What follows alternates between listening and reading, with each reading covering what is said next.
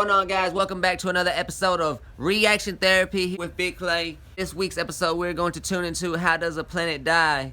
And if you have any suggestions or comments about this video, go down in the comment section below. So smash that like button and subscribe for more videos. How do you think our planet will die one day? Because eventually it will die one day. Anyways, let's go ahead and start this video. Hey there, welcome to Life Noggin.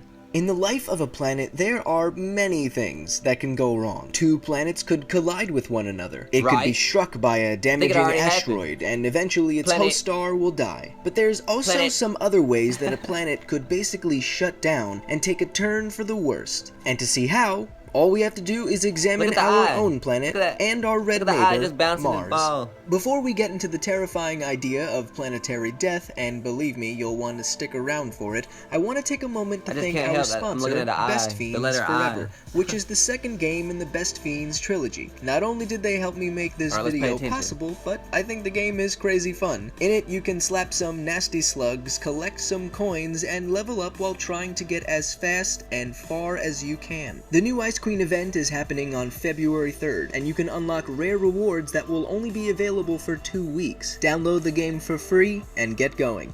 Okay, let's get back to destroying planets.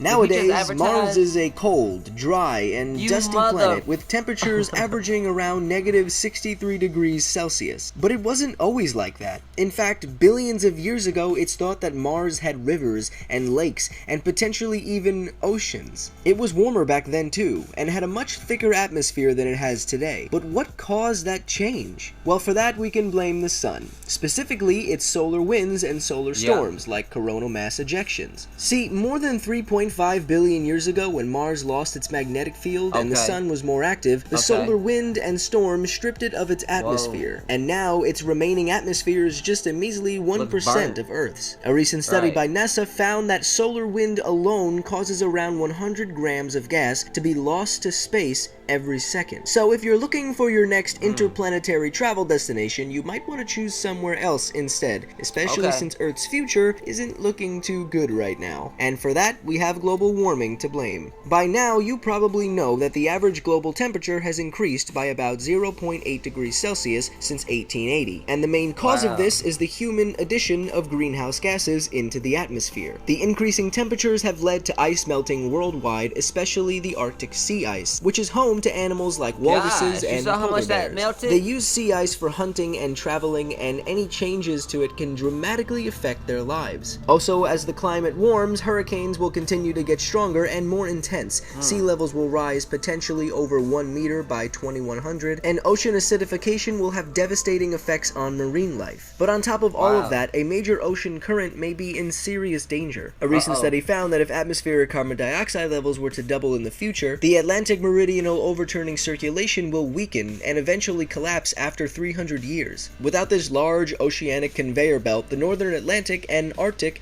will get cooler. Areas south of the equator will get warmer. Precipitation patterns will change, and there will be a greater reduction in Antarctic sea ice. The Earth is looking less and less appealing the more I go on, isn't it? That's why it's so important to start taking care of it now, so that some of this stuff can be prevented. The very least we can do is try to keep this planet in as best shape as possible until the sun eventually turns into a red giant, incinerating the inner planets and turning Earth from a wondery waterland into a scorched wasteland. And even though this won't happen for several billion years, life on Earth won't be possible after only 1 billion more, as the sun's increasing luminosity boils all the water away. I'm just the bearer of bad news today, aren't I? Well, on the plus side, until that happens, we have the internet.